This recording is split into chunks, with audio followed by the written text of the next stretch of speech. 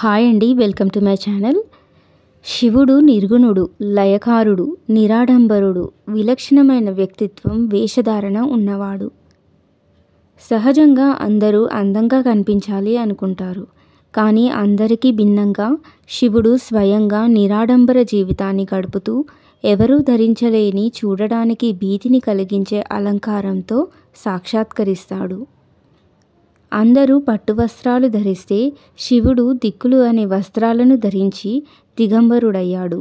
అందరూ బంగారు మేడలలో నివసిస్తుంటే ఆయన శ్మశానంలో నివసిస్తాడు. శివుడు శ్మశానంలో ఎందుకు ఉంటాడు, విభూతిని ఎందుకు ధరిస్తాడు అన్న విషయాలు ఈ వీడియోలో తెలుసుకుందాము. లయకారకుడైన శివుడి మహిమ అపారమైనది. జనన మరణ బంధముల నుండి విముక్తుడిని చేసి మన దుఃఖాలను పోగొట్టేవాడు శివయ్య.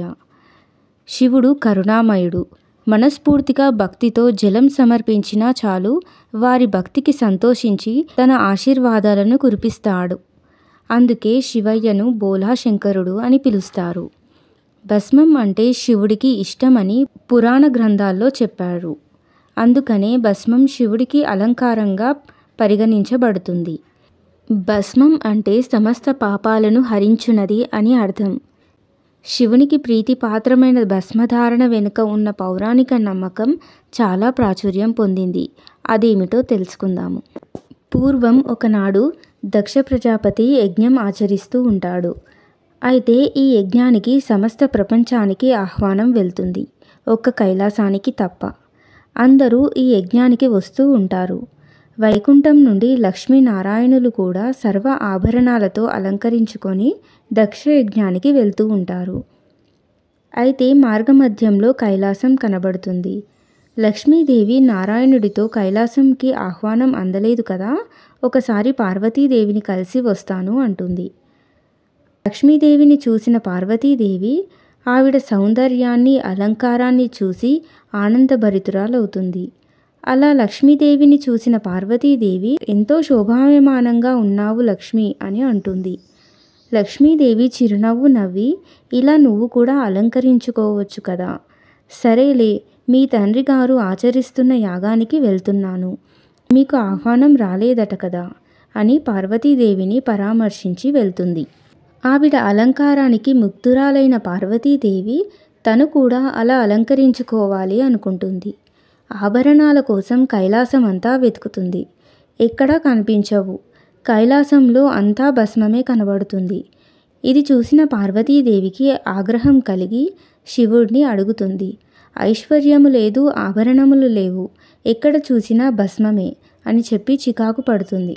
పార్వతీదేవి ఆంతర్యాన్ని గ్రహించిన పరమేశ్వరుడు, నీవు అలంకరించుకోవాలి అంతే కదా, ఇప్పుడే కుబేరుడిని పిలుస్తాను, ఈ భస్మానికి ఎంత ఐశ్వర్యం తూగుతుందో అదంతా నీవే అలంకరించుకో అని కుబేరుడిని పిలుస్తాడు పరమేశ్వరుడు. పార్వతీదేవి తన చేతిలో ఉన్న భస్మాన్ని ఇచ్చి, దీనికి ఎంత ఐశ్వర్యం వచ్చునో అని అడుగుతుంది.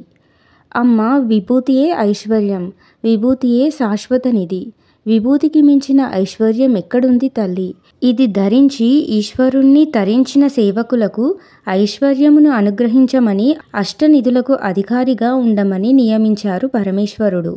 సమస్తము తెలిసిన మీరు నన్ను ఇలా పరీక్షించడం తగునా అమ్మా అని వేడుకుంటాడు. తక్షణమే నా అష్టనిధుల్లో ఉన్న ఐశ్వర్యాన్ని ప్రసాదిస్తున్నాను తల్లి, మీరు అలంకరించుకోండి అని చెప్పి వెళ్ళిపోతాడు. భస్మమే అంతటికే ఐశ్వర్యం అని ఆ అమ్మకు తెలియనిది కాదు. ఈ లోకానికి భస్మం యొక్క పవిత్రతను తెలియచేయాలనే ఇలా పరమేశ్వరుణ్ణి అడుగుతుంది పార్వతీదేవి.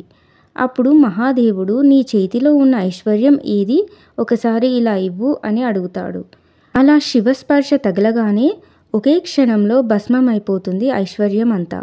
ఎందుకంటే తపోగ్ని కలిగిన వాడు, సమస్త అగ్నితత్వాన్ని కలిగిన వాడు కాబట్టి శివస్పర్శ కలగగానే అంతా భస్మమైపోతుంది. ఇందులో ఆంతర్యాన్ని గ్రహించిన పార్వతీదేవి, ఈ సృష్టిలో ఏదైనా భస్మం అవ్వాల్సిందే కానీ శాశ్వతమైనది ఏదీ లేదు, భస్మమే శాశ్వతం, శాశ్వతమైన వాడు శాశ్వతాన్నే ధరిస్తాడు అని, భస్మమే శ్రేష్టమైనటువంటిది అని లోకాన్ని ఉద్దేశించి పార్వతీదేవి తెలుపుతుంది. దీనికి సరితూగినటువంటి ఐశ్వర్యమే లేదు అని తెలియజేస్తుంది. అరిష్టం శినోతి తను కరోతి అంటే అరిష్టాలను తగ్గించేది శివం అని అర్థం. శ్మశానం అంటే ఎటువంటి భయాలు, ఆశలు, కోరికలు, కోపాలు, బంధాలు లేని ప్రదేశం. అంతిమ యాత్రలో మనకు తోడు ఎవ్వరూ ఉండరు. తాను మనతో ఉన్నాను అనే భరోసాని ఇవ్వడానికే శివుడు శ్మశానంలో సంచరిస్తుంటాడు. ఆ ప్రాణికి తోడుగా నేనున్నాను అనే భరోసాని ఇస్తాడు శివుడు.